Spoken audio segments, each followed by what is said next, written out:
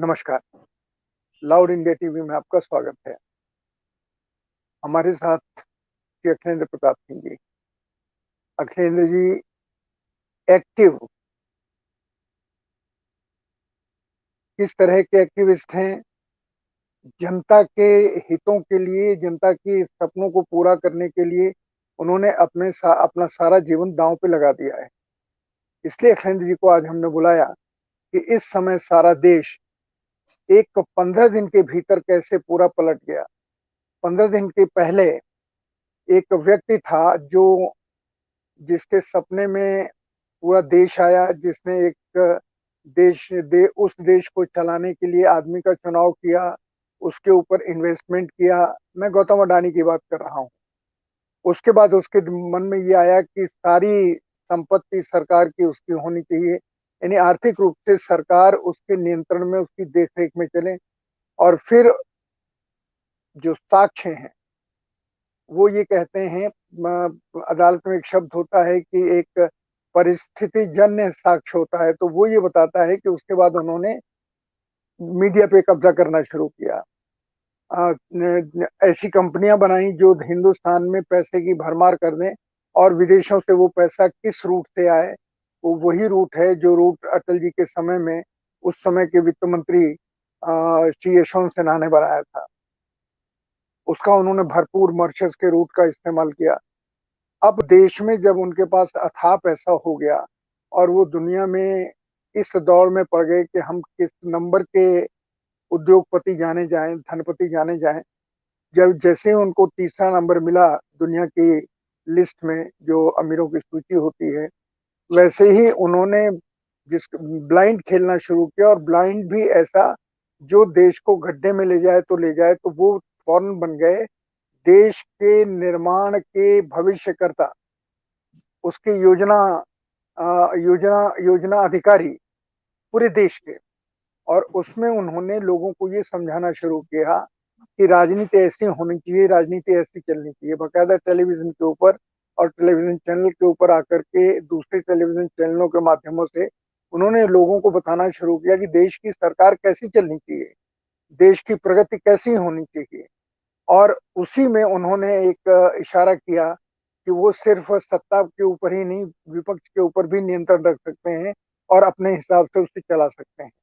जिसमें राजस्थान में अशोक गहलोत जो कांग्रेस के नेतृत्व वाली सरकार है, और मध्य प्रदेश में सबको साथ लेकर के उन्होंने शिवराज चौहान के जरिए से अपना उस मॉडल को लागू करने की बात की। और उत्तर प्रदेश तो उनका था ही, गुजरात तो उनका था ही। अब सवाल सिर्फ ये था कि राजनेता के तौर पे या राजनीतिक भाष्यकार के रूप में वो देश में अपने को स्थापित करते। अचानक मेरे साथ अ, कई लोगों ने बातचीत की जिसमें उन्होंने आशा की क्या ये स्थिति ऐसे ही रहेगी और लोगों के जो सपने हैं, महंगाई खत्म होने के, बेरोजगारी दूर होने के, जिसके बारे में कहा गया था कि अच्छे दिन आएंगे, आदि आदि आदि, या जो 2014 से वादे किए गए थे, जिन वादों के ऊपर देश ने भरोसा किया और बाद में उसे ये कह दिया गया कि ये सब तो हमने जुमलेबाजी की थी, मतलब तुमको उल्लू बनाया था, बेवकूफ बनाया था। और कहीं पर भी मीडिया से और बुद्धिजीवियों के बीच से आवाज नहीं निकली कि आप पूरे देश को मूर्ख बना रहे हैं झूठ बोल के, और बेशर्मी से इसको स्वीकार भी कर रहे हैं।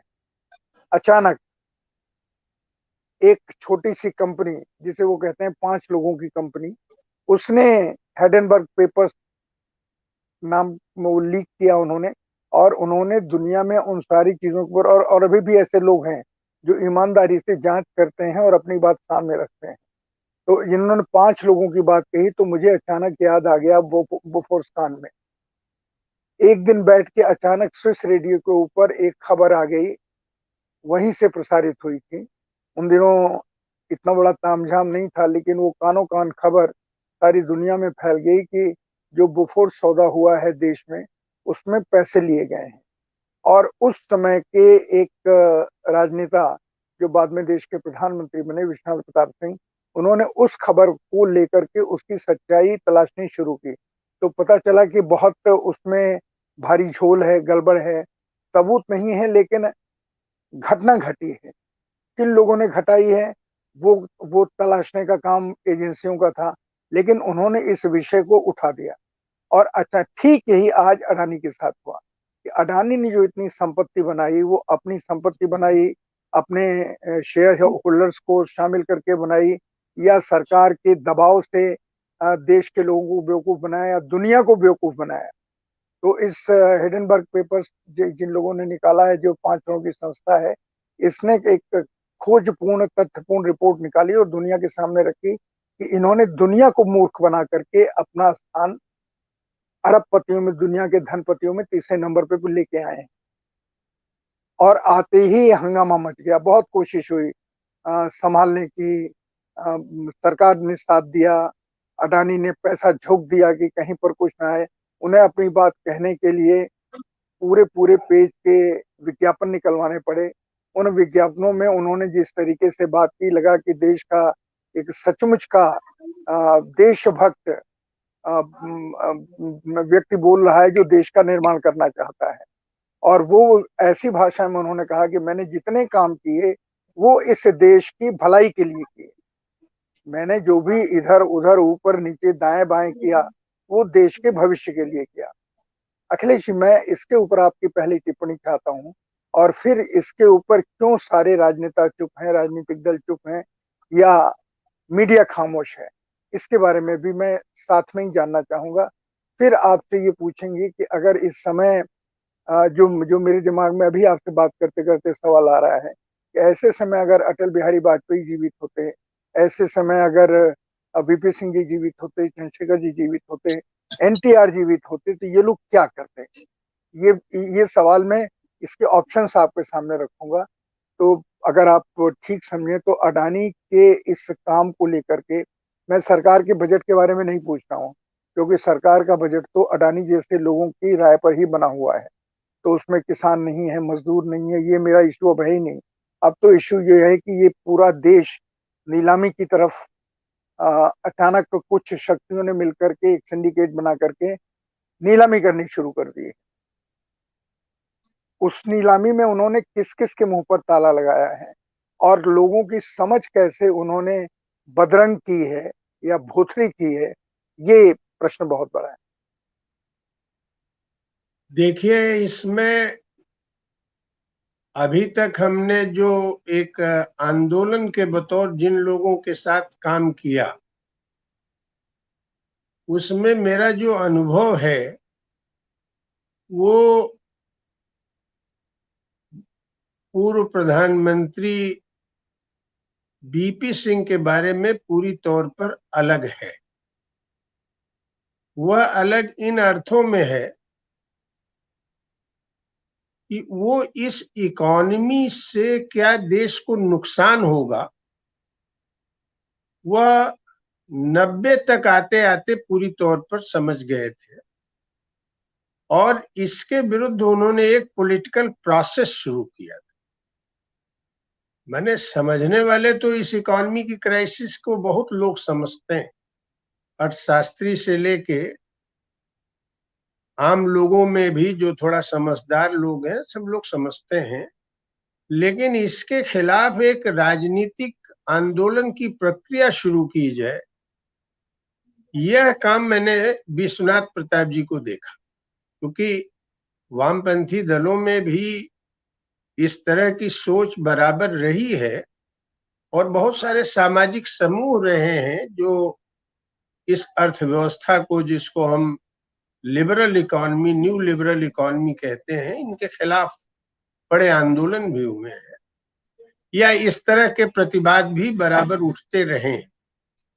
लेकिन जो यूनिकनेस है बीपी सिंह जी की पॉलिटिक्स में, उन्होंने इसे सामाजिक क्षेत्र का विषय न बना के केवल इसको एक पॉलिटिकल इकोनॉमी का प्रश्न उनके दिमाग में आ गया, और उन्होंने ये महसूस किया था कि ये जो पूरा का पूरा नई अर्थव्यवस्था है, इसमें राज्य की ही पूंजी लेके रातों रात लोग अरबपति बन रहे हैं, और जो भी हमारे इस देश में उत्पादन के क्षेत्र हैं उस पर वो लोग कब्जा करना चाहते हैं और उसका फायदा उठा के स्टॉक मार्केट या शेयर मार्केट को स्ट्रेंथन करना चाहते हैं। ये पूरा खेल बीपी सिंह जी, जो एक लंबे समय आंदोलन में साथ रहने के बाद मेरा अनुभव है,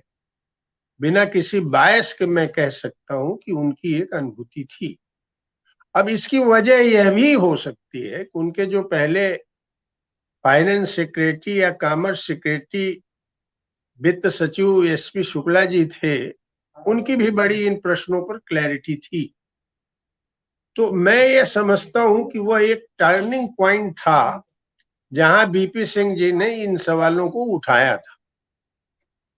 बाद के दौर में कोई नेशनल मूवमेंट पॉलिटिकल इकोनॉमी के प्रश्न पर खड़ा हो, उस तरह का कोई नेशनल टीम पॉलिटिकल नहीं बन पाई और उस नेशनल पॉलिटिकल टीम की वजह से आज के दौर में इतना बड़ा खुलासा होने के बाद भी, लंबी यात्राएं करने के बाद भी, इस प्रश्न पर जो आदमी सीधे सीधे, जिसके पास कोई अपनी पूंजी नहीं थी, सीधे सीधे एक छोटे से व्यापार से और हमारी जो जनता की सार्वजनिक संपत्तियां थीं उनको लूट करके एक बड़ा धन कुबेर बन गया।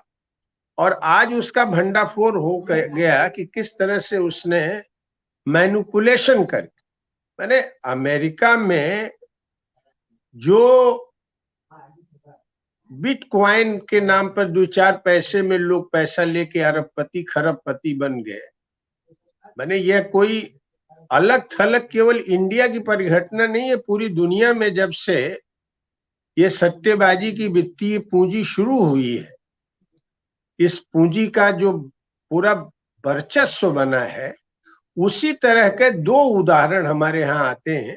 अडानी के समय में तो बीपी सिंह नहीं थे, लेकिन मैं अंबानी के समय में देखता हूं, जो आज पेट्रोकेमिकल से लेके टेलीकॉम से लेके सब पर कब्जा किए हुए हैं, इनका भी राइज इसी ढंग से हुआ था। और अदानी को भी पोर्ट से लेके, एयरपोर्ट से लेके, गैस से लेके, जितने भी हमारे रिसोर्सेज हैं, औने पौने दाम पर 1 रुपए मीटर वर्ग मीटर के हिसाब से, वर्ग गज के हिसाब से इनको जमीनें दे करके, राज्य के बैंकों का, एलआईसी जैसे फंड को दे करके इतने बड़ा उनके पूंजी का लुटेरा साम्राज्य खड़ा किया गया। इस समय जो इस देश में एक बड़े पॉलिटिकल मूवमेंट की जरूरत है, और यह पॉलिटिकल मूवमेंट इनके विरुद्ध होते हुए जो यह पॉलिटिकल इकोनॉमी की फिलॉसफी बिल्डअप की जा रही है, जो इस बजट में भी देखा है 2023 और 24 में, कि मैं कॉमन आदमी और प्रोड्यूसिंग क्लास के प्रति मेरी कोई जवाबदेही नहीं है। उन्होंने यह मान लिया है कि भारतवर्ष को अगर विकसित करना है तो उसकी चालक शक्ति सिर्फ और सिर्फ कारपोरेट हो सकती।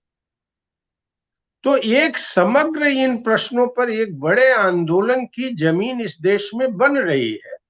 और कुछ भी मुद्दे उठा करके एक बड़े आंदोलन को, चाहे राइट टू एम्प्लॉयमेंट का प्रश्न हो, चाहे प्राइस राइस का प्रश्न हो, चाहे किसानों के एमएसपी का प्रश्न हो, चाहे मनरेगा का ही प्रश्न हो, कोई एक प्रश्न भी उठा करके एक नया राजनीतिक विमर्श राष्ट्रीय स्तर पर खड़ा किया जा सकता है। और मैं समझता हूं, आपके इस चैनल के माध्यम से मेरी उन लोगों से एक अपील भी है कि जितनी जल्दी हो सके, यह जो अदानी का पूरा राइज और फॉल दिख रहा है, आज ही मैं देख रहा था किसी अखबार में था, 9 लाख करोड़ रुपए जाया हो गए हैं। और जाहिर तौर पर वो 9 लाख करोड़ रुपए में बहुत सारा पैसा एलआईसी का भी होगा, एसबीआई का भी होगा, इसके डिटेल्स अभी हमें नहीं मालूम है। लेकिन ये सब पैसे जो जाया हो रहे हैं, इन प्रश्नों को लेकर के इस अर्थव्यवस्था की दिशा को बदल देने के लिए एक बड़े राजनीतिक आंदोलन की आज जमीन तैयार हुई है। और मैं समझता हूं कि जो लोग भी राष्ट्रीय अर्थनीति में न उपनिवेशवाद के खिलाफ सोचते हैं, उन सब लोगों को इस सवाल को एक मंच पर आकर के उठाना चाहिए। अखिलेश जी, ये भी एक ऐसा सवाल है जिस सवाल का उत्तर तलाशने की कई बार कोशिश हुई। खुद वीपी सिंह के समय कोशिश हुई कि सारे दल मिलकर के जो देश के बारे में सोचते हैं वो आके एक एक्शन प्रोग्राम बनाएं और बात करें, लेकिन वो बात बनी नहीं। कौन नेता होगा, नहीं नेता होगा, मेरा ठप्पा उसके ऊपर आगे चलेगा, इस तरह के सवालों के ऊपर वो आंदोलन वहीं खत्म हो जाता। अगर वीपी सिंह, क्योंकि आपने नाम लिया है इसलिए मैं इस सवाल को खड़ा कर रहा हूँ, वीपी सिंह ने कुल मिलाकर के अकेले यात्रा फिर इस देश में शुरू की, लोगों के बीच जाकर के लोगों को बात करने की। पर महत्वपूर्ण उससे दूसरी बात है, आज के समय कोई एक्शन नहीं सोच पा रहा है। और यही दौर वीपी सिंह का तब था जब वो अपने जीवन के अंतिम दिनों में इश्यूज, उन्होंने देखा कि किसान के बारे में अगर सवाल नहीं उठते हैं तो ये देश पूरे तौर पर WTO के चंगुल में फंस जाएगा। और क्योंकि वो वित्त मंत्री रहे थे, अर्थशास्त्र के ज्ञाता थे, भविष्य उन्होंने देख लिया था, तो उन्होंने एक किसान मंच बनाया। अब उस किसान मंच की जैसी शुरुआत हुई, मुझे लगता है कि इस देश में कम समझ वाला भी कोई नेता अगर सोचे कि इसका क्या उत्तर हो सकता है, तो वो घटना मैं आपसे शेयर करना चाहता हूँ। उन्होंने किसानों के सवालों पर जिले में या कमिश्नरी में उन्होंने जन सुनवाई शुरू की, और उसमें उन्होंने देश के बड़े वकीलों से, जो रिटायर्ड न्यायाधीश हैं उनसे, जो राजनीति में भी जो विवादास्पद नहीं है ऐसे लोगों से उन्होंने आग्रह किया कि आप हर जिले में जाएं, पहले कमिश्नरी में जाएं, जगह तय करें, और वहां पर किसानों के सवालों के ऊपर, उनकी पैदावार और उनको मिलने वाले भाव और उनके शोषण को लेकर के जन सुनवाई शुरू करें। तो जितने बड़े वकील उस समय थे, जिसमें KTS तुलसी जैसू का नाम है, वो सब उस जन सुनवाई में जिलों में जाते थे और सुनवाई करते थे। कई राजनेता भी उसमें शामिल हुए। इसका परिणाम ये निकला कि धीरे धीरे WTO के फैसलों के खिलाफ किसानों के बीच में जागरण हुआ, और वीपी सिंह ने किसानों का एक संगठन शुरू किया। पर संगठन महत्वपूर्ण नहीं था, इशू महत्वपूर्ण था। और उन्होंने जो बंबई में गेहूं जिस तरीके से आता था या अनाज आता था, जिस तरह उसका ट्रेड होता था, उसके खिलाफ उन्होंने एक लंबा आंदोलन शुरू किया, डाला। मैं यहाँ ये सोच रहा था कि अभी जो अडानी जी वाली घटना है, ये सिर्फ आर्थिक स्थिति को एक्सप्लॉइट करने की घटना नहीं है।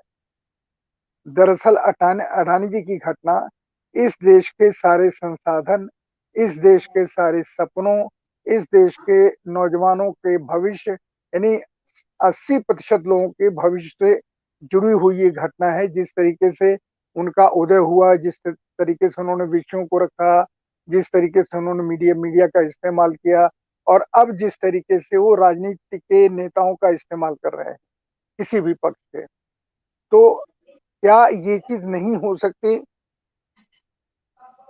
कि 2014 और 2019 में जिन लोगों ने इस देश के सामने एक भ्रामक एजेंडा रखा, जिन्होंने भी, वो साधु हों, संत हों, राजनीति के लोग हों, इनके बारे में जन सुनवाई शुरू हो कि आपने इस देश को धोखा दिया, आपने इस देश को धोखा दे करके आपने ये कहा कि हम इतना पैसा वहां से लाएंगे और इतना इतना पैसा आएगा खाते में, जिसके ऊपर ये गरीब आदमी ये मान के कि हमें 50,000 1 लाख मिल जाएगा, हमारी बेटी की शादी हो जाएगी, उसको अगर आपने 15 लाख का नाम लिया तो वो तो गदगद हो गया कि मैं हम तो अपने अपने इलाके के टाटा बिरला हो जाएंगे। और जी जान से उसने सरकार के वादों के ऊपर भरोसा किया, और उसके ऊपर विश्वास दिलाने में बड़े साधु, बड़े महात्मा, इस देश के वो बुद्धिजीवी जो, जिसको मैं छद्म बुद्धिजीवी कहता हूँ, ऐसे लोगों के खिलाफ छात्र नौजवान मिलकर के जन सुनवाई अपने यहाँ नहीं रख सकते क्या? ये जो नहीं, मैं ये ये जो कह रहा ये हूँ। ये जो सुनिए ना, ये जो वादे किए थे कि पेट्रोल, जो आम आदमी को जिसने प्रभावित किया कि इतना हो जाएगा, पेट्रोल कम हो जाएगा, बड़े बड़े टीवी चैनल्स में, शो में बड़े बड़े साधु कहते थे इतने 30 रुपए पेट्रोल हो जाएगा, और सब अपनी गवाही देते थे। इन सब के ऊपर देशद्रोह का मुकदमा चले, इसकी इसकी जन सुनवाई क्या होगा क्या नहीं, लेकिन उसमें वहां के वकील भी हों, बाहर के लोग भी हों, सब मिलकर के जन पब्लिक के सामने एक एक मुकदमे का के पॉइंट रखें और वहां पब्लिक के लोगों से राय लें, और खासकर जो न्यायपालिका से जुड़े हुए हैं। तो ये जो हुआ है, ये पूरे देश को धोखा देने का मामला है, पूरे देश के सपनों को लूटने का, रौंदने का मामला है, पूरे देश के विकास को अफ्रीकी देशों की तरह से अपनी मुट्ठी में लेने का मामला है। इस देश के सारे उत्साह को तोड़ने का मसला है, ताकि कोई भी आंदोलन की बात परिवर्तन के लिए, लोकतंत्र में तो आंदोलन ही एक तरीका है, सोच न सके। वो चाहे किसान हो, चाहे मजदूर हो, छात्र हो, नौजवान हो। इसकी इसकी शुरुआत कोई राजनीतिक नेता या राजनीतिक कार्यकर्ता या जो लोगों के प्रति अपने को समर्पित मानता है, वो क्यों शुरुआत नहीं करता कि लोगों की राय अब सामने आए कि ये जो हुआ है, ये सिर्फ एक व्यक्ति का मसला नहीं था, ये पूरे सिस्टम को हाईजेक करने का और उस सिस्टम के जरिए से एक लूट का बड़ा तंत्र खड़ा करने का मामला है। ये बात न राहुल गांधी की समझ में आ रही है, और ये बात न वामपंथी नेताओं की समझ में आ रही है। कमरे में बैठ के जुबानी लपालपी जो जो भी कर लें, पर कहीं पब्लिक में 10 लोगों के बीच में अपनी बात रखने की पोजीशन में नहीं है। तो क्या ये सब आरामजीवी हो गए हैं? ये सब एक महंगे ड्राइंग रूम के में चर्चा करने के बुद्धि विलासी हो गए हैं? आप चूंकि लोगों के आंदोलनों से जुड़े रहे हैं, इसलिए मैं सीधा सवाल आपसे पूछता हूँ, और क्योंकि आप विश्वविद्यालय के अध्यक्ष रहे हैं, नौजवानों के संगठन के, और इलाहाबाद जैसे विश्वविद्यालय के अध्यक्ष रहे हैं, वहाँ के बहुत सारे अध्यक्ष आपके दोस्त हैं जो आप लोगों ने उन लोगों को जिताया। अभी भी उनमें बहुत सारे लोग लोगों के प्रति समर्पित हैं और अपनी आवाज उठाते रहते हैं। तो मेरा सिर्फ ये कहना है कि ये जो पूर्वांचल की जमीन है, यहाँ पर छात्र, नौजवान, देश को बनाने में जिन लोगों का रोल होना चाहिए, उनकी जगह पर देश को लूटने वालों का रोल आ गया। उसको लेकर के कोई आंदोलन मत कीजिए, कोई प्रदर्शन मत कीजिए, कोई जन सुनवाई जैसी चीज शुरू हो सकती है। मैं पहली बात, देखिए, मैं जो कह रहा हूं कि मैंने बीपी सिंह जी का जो नाम लिया, नाम तो बहुत सारे समय में बहुत सारे आंदोलनों के रहे हैं। जयप्रकाश जी का भी था, बहुत सारे आंदोलन रहे हैं। लेकिन अभी हम जिस संकट के दौर से गुजर रहे हैं, इस संकट का जो आभास था, वह आभास उनके सामने विभिन्न परिस्थितियों के लोग जो जिनकी पकड़ थी, उनसे उनकी एक समझ स्पष्ट हो गई 90 के बाद। और 2000 आते आते मैंने और भी हमने देखा कि 2006-07 में जब दादरी आंदोलन शुरू हुआ, जिस खास परिस्थिति में, बीमारी की परिस्थिति में, जिस ढंग से हमने 24 घंटे अवेलेबल रहे आंदोलन का, तो यह आदमी बेसिकली अंदर से एक जो नेशनलिस्ट महसूस करता है, उसकी एक राजनीतिक भावना थी। मैं जो आपसे बात कह रहा हूं, नई आर्थिक औद्योगिक नीति के विरोध में ढेर सारे सामाजिक आंदोलन इस देश में बने हैं, बन रहे भी। लेकिन जो मैं समझता हूं, जो सबसे महत्वपूर्ण प्रश्न है जिसको आप कह रहे हैं, आप भी जिस सवाल पर उठा रहे हैं बात को, इस अर्थव्यवस्था के खिलाफ एक पॉलिटिकल प्रक्रिया शुरू करने की यह ऐतिहासिक जरूरत आज जनता के पक्ष में बनी है। मैं ये कह रहा हूं, ये अगर इस 1 महीने का या 15-20 दिन का अगर उठा लें, तो देखें कई चीजें साफ हो गई। पहली चीज तो यह साफ हो गई कि यह जो उदार राजनीतिक अर्थव्यवस्था है, यह जो पॉलिटिकल इकोनॉमी है, इसका वास्तविक चेहरा अदानी है। कैसे सार्वजनिक संपत्ति लूट करके कैसे वो आदमी इस तरह से कुछ वर्षों में दुनिया के तीसरे सबसे बड़े पूंजीपति के रूप में अपना नाम दर्ज करा लिया। दूसरी तरफ देखिए, इस समय मोदी चाहे जितनी बहादुरी की बात करें, मोदी सरकार भी इस अडानी की वजह से और उसमें यह जो बजट आया है इसने हिला के रख दिया है लोगों में कि मैंने पहली बार हिंदुस्तान में ये हुआ है जहां सरेआम कानून को खत्म किया गया। जैसे मैं आपको बताऊं, मनरेगा अगर 100 दिन का कानून था, उसके लिए अगर फंड दिया जाता, बजट दिया जाता, तो करीब करीब 2,75,000 करोड़ रुपए के लगभग इतना आपको बजट देना पड़ता। उस बजट को देखिए, ढिलाई देखिए कि सीधे 60,000 करोड़ पर रिड्यूस कर दिया। और उनका वित्त सचिव कारण क्या बताता है कि डिमांड ही नहीं है। माने इस बेकारी के दौर में, कोरोना पीरियड में जो लोगों को जीवित रखा, उसमें सीधे सीधे आपने एक बने हुए मनरेगा कानून को रौंदते हुए पूरे बजट को आपने डाउन करके 60,000 करोड़ पर ला दिया। ऐसे समय में जब दवाई और पढ़ाई की बात जोर शोर से उठ रही है और पूरे इनके जितने उपक्रम थे, आयुष्मान वगैरह हॉस्पिटल्स के, वो सब कोलैप्स कर गए कोरोना पीरियड में, उस समय यह सरकार इतनी ढीठ हो गई।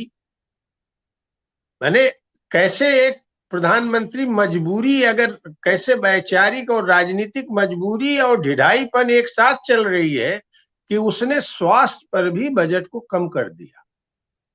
शिक्षा में जो इन्फ्लेशनरी सिचुएशन है उसको ध्यान में रखते हुए तो शिक्षा में भी बजट कम हुआ। यहां तक कि फूड सिक्योरिटी, माने जो आज अर्थव्यवस्था है उसमें करीब 1 करोड़, माने कम से कम नहीं तो 100 करोड़ लोग ऐसे हैं इस देश में जिनको हैंड टू माउथ है। माने जो 10,000 के नीचे या 25,000 के नीचे जिनकी जिंदगी चलती है, वह फूड सब्सिडी में भी जो फंड था उसको भी डिक्लाइन कर दिया। अब देखिए चालाकी क्या है, लोग कह रहे हैं कि ये पॉपुलिस्ट बजट नहीं था। मैं कह रहा हूं कि ये इससे बड़ा पॉपुलिस्ट बजट और क्या हो सकता है। इन्होंने 2 बातें उठाई हैं, इस पर हम देखें कि वो कोई अर्थशास्त्री बात नहीं कर रहा है। जैसे इन्होंने विश्वकर्मा कौशल विकास के नाम पर, हालांकि अभी जो हमें रपट है, मैंने जो देखा है और गहराई से मैं देखूंगा, उसमें एक फंड भी, एक पैसा भी उस मद में नहीं खर्च किया है। लेकिन देखिए इसने अपने सोशल कॉन्स्टिट्यूएंसी को कैसे कंसोलिडेट किया है। पहली इसकी कॉन्स्टिट्यूएंसी जो सोशल स्ट्राटा में पहले लोग हैं, अपर लेयर के लोग हैं, अपर कास्ट के लोग हैं, उनको किन्हीं कारणों से कंसोलिडेट कर लिया है। अच्छा, वो जो कंसोलिडेशन भी हो गया है उसकी वजह भी ये तथाकथित जो अपोजिशनल पॉलिटिकल फॉर्मेशंस हैं यही हैं।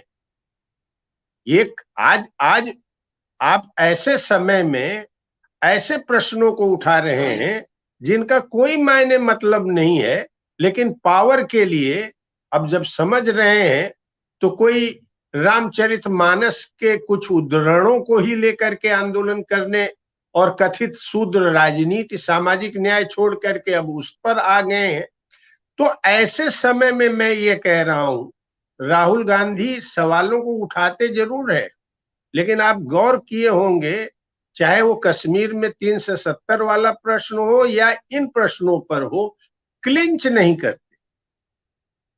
देश का इकोनॉमिक रोड मैप क्या होगा, आगे बढ़ के कहीं चले जाएंगे ऑक्सफर्ड वगैरह में बोल देंगे कि नहीं हमारी अर्थव्यवस्था तो उन्हीं की अर्थव्यवस्था है।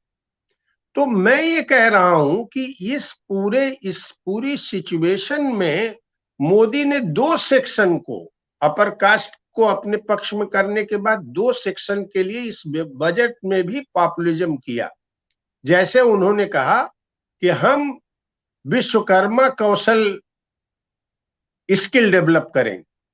अब आप देखिए उसमें एक फंड नहीं है, लेकिन नाम क्या दिया, लोहार, कुम्हार, मछुआरा। मैंने जो ग्रामीण अंचल में ट्रेडिशनल उद्योग में लोग लगे थे, जो हमारे कुटीर उद्योग में लोग लगे थे, उन उद्योगों के पुनर्जीवन की कोई आर्थिक व्यवस्था नहीं है, लेकिन एक जुमला मार दिया कि अब हमारी अर्थव्यवस्था इनके लिए। दूसरी तरफ आप देखिए, ये जो महिलाओं का स्वयं सहायता समूह है, इसके माध्यम से महिलाओं को विन ओवर करने के लिए एक बात यह भी वहां उन्होंने, ये वित्त मंत्री के स्पीच के बाद जो स्पीच दिया है, ये मोदी जी का स्पीच है। दो ग्रुप को टारगेट किया, एक तो मोस्ट बैकवर्ड कास्ट, जो ट्रेडिशनल इस तरह के काम करते रहे हैं, उनका सवाल, और आबादी का सहायता समूह बना करके 86 लाख या कितने का घोषणा कर दिया, लेकिन फंड किसी में नहीं। तो मैं ये कह रहा हूं कि इन पॉपुलिज्म के खिलाफ भी इसका भी भंडाफोड़ करके कि एनफ इज एनफ, अब ये अर्थव्यवस्था देश को आगे नहीं ले जाएगी। हमको ये मान्य नहीं है कि कारपोरेट ही इस देश का आर्थिक संचालक शक्ति होगा। हम कम से कम यह कह सकते हैं कि भाई बहुत सारे आर्थिक संचालन शक्ति में हमारे श्रम प्राधान्यता जहां हो, श्रम आधारित उद्योग जहां हो, खेती हो, किसानी हो, आपने कहीं से भी, कम से कम लोग ये उम्मीद किए थे कि भाई चलो कर्ज माफी वगैरह नहीं तो ये जो किसान सम्मान निधि है इसको तो कम से कम मोदी 12 कर ही देंगे, 12,000 रुपये साल कर देंगे। उस पर भी जिस ढिढाई से पूरा चुप्पी साध लिया, उस पर कुछ भी नहीं बोला। आज भी 45% ही हमारी खेती बाड़ी, इस समय भी अगर आप देखें तो हमारी जो खेती बाड़ी आज भी 45% ही सिंचित है। ढेर सारा इलाका अभी भी हमारा असिंचित है। खाद, बिजली, पानी का दाम इस इन्फ्लेशन के दौर में कितना बढ़ रहा है, फिर भी मिनिमम जो मूल्य की गारंटी करनी चाहिए, एमएसपी की गारंटी करनी चाहिए, उस एमएसपी की भी गारंटी करने में कोई दिलचस्पी इस बजट ने नहीं दिखाई। मैंने साफ साफ कह दिया कि न किसान से हमें कुछ लेना है, न हमें एम्प्लॉयमेंट जनरेट करना है, न हमें रूरल और अर्बन लेबर फोर्स से कुछ लेना देना है। अगर हम खुलेआम तौर पर कारपोरेट की सेवा करेंगे, ये सप्लाई साइड जो इकोनॉमिक्स है लिबरल इकोनॉमी का, जिसमें कारपोरेट को अधिक से अधिक मदद दे करके जनता को चूज करके जो विकास का मॉडल है, इसका खुलेआम प्रदर्शन इस बजट में किया गया है। तो यह अगर समग्रता में देखा जाए तो जो आप कह रहे हैं, इस देश भर में मेरा बार बार अपने साथियों से फिर 7 तारीख को बैठ रहे निवेदन यही रहता है, इस पूरे देश में एक जनता से संवाद कायम किया जाए। दल और राजनीति जहां तक बात है, देखिए वो पॉलिटिकल प्रोसेस में सब एक सेम पेज पर हैं। कांग्रेस भी अपनी अर्थनीति को बदलने नहीं जा रही। राहुल गांधी भले करें, बात करें, हो सकता है कि डिमांड बढ़ाने के लिए कुछ फंड उनकी बात कर ले, लेकिन और ये जो रीजनल पॉलिटिकल पार्टीज हैं, ये तो दया भाव में रहते हैं, ये तो अपना फिजिकल ऑटोनॉमी नहीं ले सके, इनको आप जानते ही हैं। और इस बजट में इनका भी जो मद था इसको भी खत्म कर दिया गया। लेकिन बहस क्या हो रही है? बहस अब उत्तर प्रदेश में अभी हम सुन रहे थे, अब बिहार में भी बहस हो रही है कि भाई हम शूद्र राजनीति न कहें, कहें हम घेरेंगे कि बताएं हम शूद्र कौन है। मैं ये कह रहा हूं कि इस समय का जो राजनीतिक विमर्श है, जो सामाजिक विमर्श है, जो सांस्कृतिक विमर्श है, वह इस अर्थनीति और इसकी संस्कृति और इसकी सभ्यता के खिलाफ देश को खड़ा करने की है। यह न कह करके फिर वही पुरानी बात, इससे एक बात साफ है कि इस अर्थनीति के चाहे जितने संकट हों, चाहे कितना किसान आत्महत्या कर ले, चाहे बेकारी दिन रात बढ़ती रहे, चाहे महंगाई बढ़ती रहे। मैंने दुनिया में पेट्रोल और डीजल का दाम डॉलर वाइज कम हो गया, लेकिन वो हिंदुस्तान में नहीं कम होगा, भारत में नहीं कम होगा। तो इतना ज्वलंत प्रश्न है, और मुझे जिन सवालों पर थोड़ा सा विश्वास बनता है, जन सुनवाई और जन संवाद का यह एक बड़ा मौका है।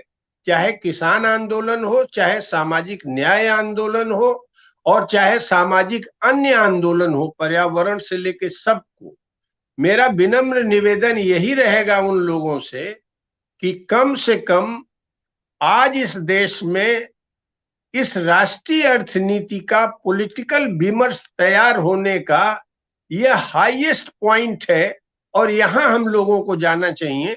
और इसी के आधार पर अभी मेरठ से लेकर के दिल्ली तक की एक यात्रा में हम कुछ जिलों में शरीक थे, वहां भी मैंने ये बात करी। वहां भी हमने कहा है कि लोकतंत्र में ऐसे ऐसे काले कानून है, 120 बी है, अगर हम किसी आंदोलन में न भी रहें तो हम गिरफ्तार करके जेल में भेजे जा सकते हैं।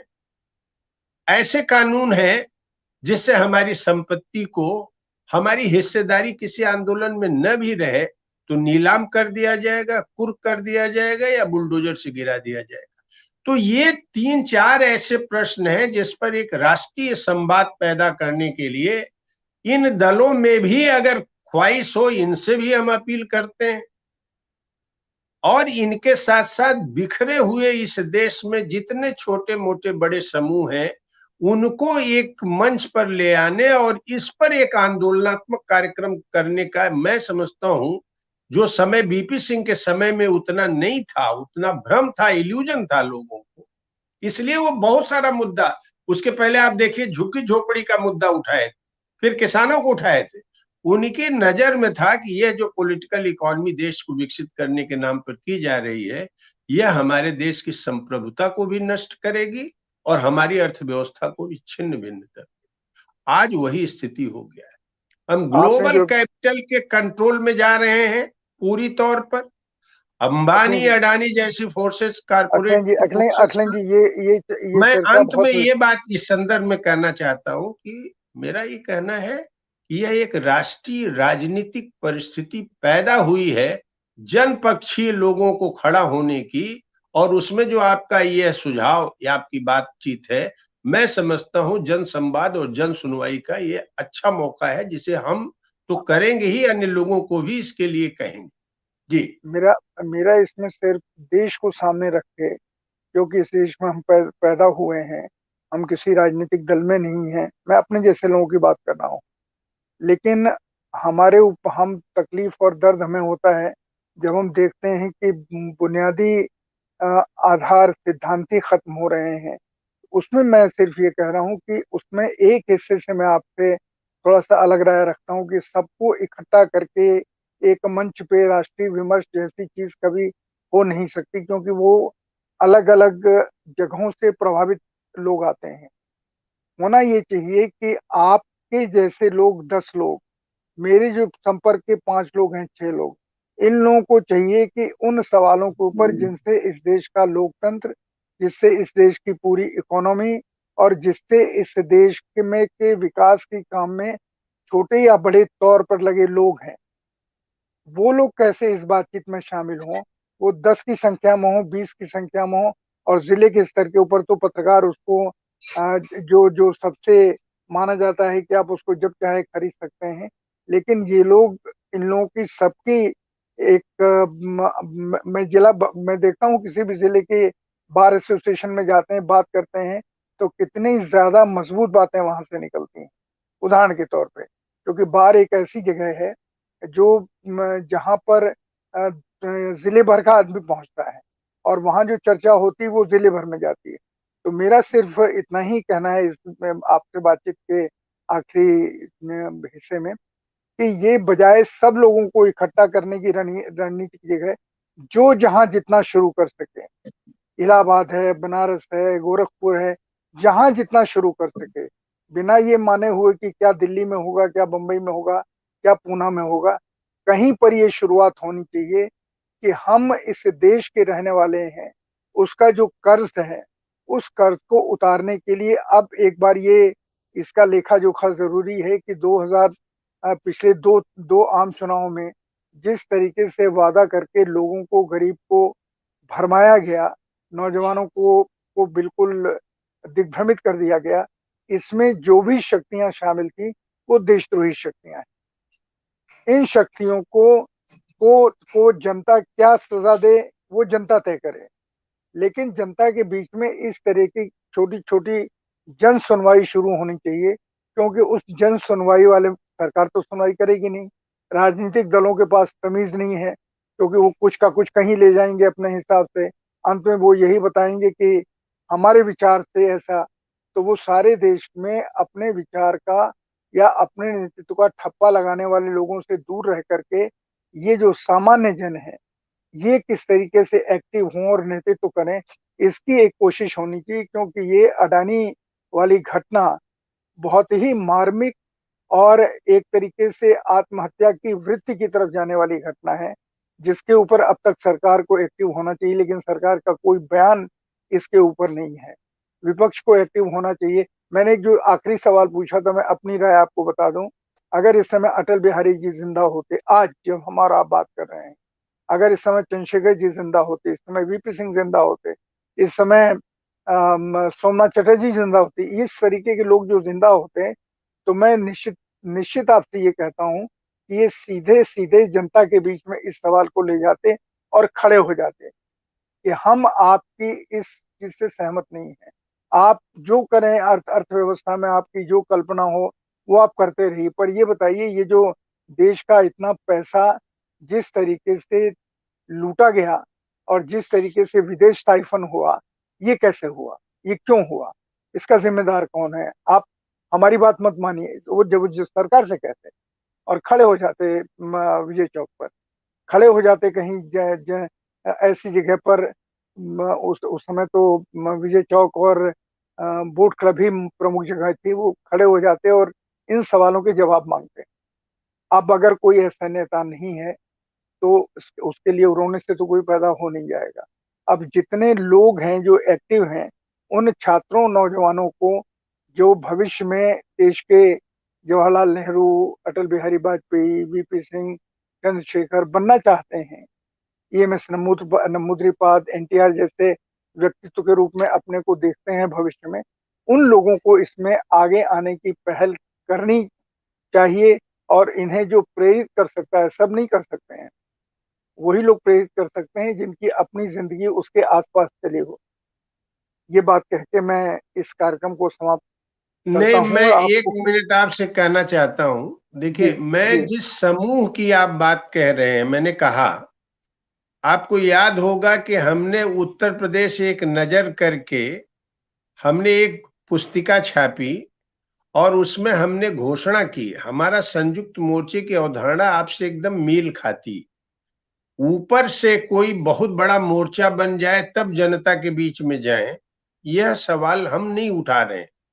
हम इसको पार्ट वाइज, जिला वाइज, जैसे अभी हमने ये सोचा है उस बुकलेट के बाद कि हम कम से कम कुछ जैसे पॉकेट्स है, जैसे सोनभद्र है, मिर्जापुर है, चंदौली है, बनारस है, इनके यहाँ बार से लेके कॉमन गरीब आदमी तक इससे संवाद स्थापित, एक एक व्यक्ति से संवाद करेंगे। ऐसे ही हमने अपने साथियों को सीवान में भी कहा है।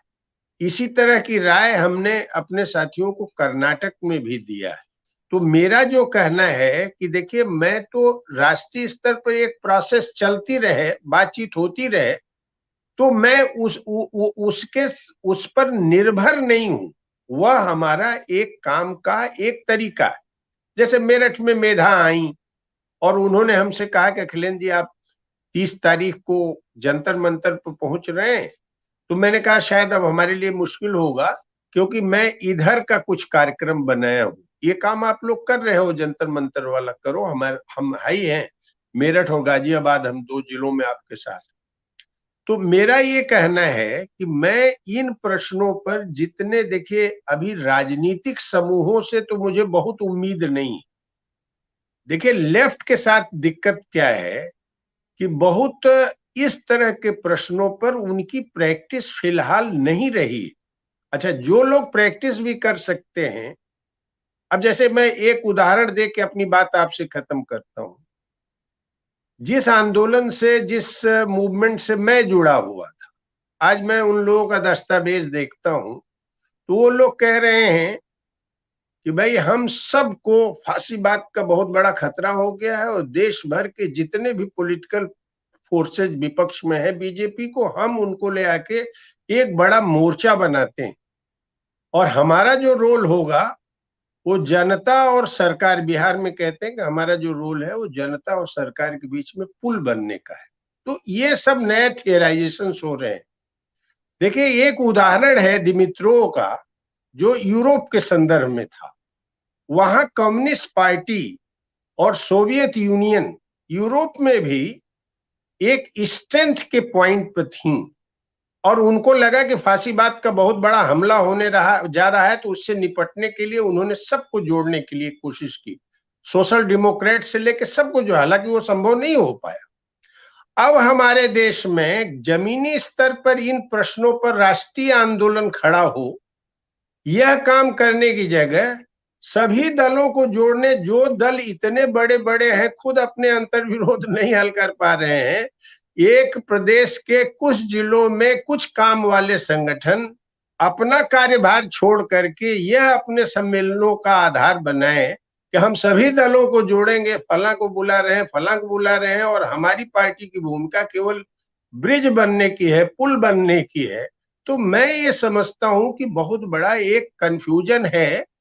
तब भी मैं इन लोगों से संवाद करते हुए, इनके साथ काम करते हुए, लेकिन जो आप इम्फेसिस की बात कर रहे हैं, जनता से सीधे जुड़ने की जो बात कर रहे हैं, वही मेरी प्रायोरिटी है और उसी प्रायोरिटी पर मैं काम कर रहा हूं और मैं इस पर आश्वस्त हूं कि वही काम इस देश में, ये जो पॉलिटिकल इकोनॉमी ग्लोबल कैपिटल की हिंदुस्तान में चल रही है, जिसकी वजह से फैसिज्म लाया जा रहा है, उससे निपटने में वही काम, रोजगार से लेके कृषक का राजनीतिक प्रक्रिया में जो बढ़ोतरी करनी है, वही काम इस देश की संप्रभुता को भी बचाएगा और फांसीवाद को भी शिकस्त देगा। ये जो तानाशाही बढ़ रही है, इसको भी शिकस्त देगा। मैं उसी दिशा धन्यवाद। में काम करूं। धन्यवाद अखिल जी, आज आपसे काफी विचारोत्तेजक चर्चा हुई। मैं दर्शकों आपसे एक ही बात कहना चाहता हूं कि मैं एक सीमा के आगे पत्रकार से ज्यादा मैं इस देश का नागरिक हूं और इस देश की आजादी के लिए, आर्थिक आजादी के लिए, राजनीतिक आजादी के लिए, जो सपना हमारे आजादी के दीवानों ने देखा था, जिनकी वजह से इस देश में एक सिस्टम शुरू हुआ, नए नए सवाल खड़े हुए, उनको हल करने की नई रणनीति बनी, आपस में वैचारिक संघर्ष भी हुआ, वो लोकतंत्र के लिए बहुत आवश्यक है। पर जहां पर पूरे देश को लूटने की कोशिश हो और बंधक बनाने की कोशिश हो आर्थिक रूप से, और जो बेचारे जी नहीं पा रहे हैं, उनके शरीर के ऊपर से उनके कपड़े भी उतार लिए जाएं, जहां पर ये कोशिश होती है, वहां पर मुझे लगता है कि जनता को स्वयं अपने आप आगे आना चाहिए और इनके बारे में आपस में विचार विमर्श करना शुरू करना चाहिए। और मैं फिर एक राय देता हूँ, जिस मेरी राय का बहुत मतलब नहीं है, लेकिन राय तो राय है। मोदी जी भी राय देते हैं और उनको गांव का किसान भी राय देता है अपने यहाँ बातचीत करके कि मोदी ने बहुत अच्छा किया, मोदी ने बहुत खराब किया। राय ही होती है ना, वो पहुंचती नहीं है वहां पे, लेकिन उन 5 लोगों के बीच में तो पहुंचती है। तो मैं आपसे ये निवेदन कर रहा हूँ कि हमें, जिन लोगों ने वायदे वायदे किए थे या उन वायदों के समर्थन में हमें तैयार किया था कि हम उन वायदों के ऊपर, जो वायदे पिछले 2 चुनावों में हमसे किए गए, उन वायदों के ऊपर जिन जिन लोगों ने झंडा उठाया, हमें समझाने की गलत कोशिश की, ये देशद्रोह का काम है। तो इन लोगों के ऊपर देश की जनता अपनी अदालत में छोटे छोटे ग्रुप में देशद्रोह के श्रेणी में इनको ला करके बात करी कि आपने हमारे पूरे दिमाग को, हमारे पूरे ज़मीर को, हमारे पूरे इनिशिएटिव को लूटने की कोशिश की, उसे दिग्भ्रमित करने की कोशिश की और इस देश की इकोनॉमी को आप भाड़ में ले गए। जब जहाँ पर आशाएँ भी बदल रही हैं।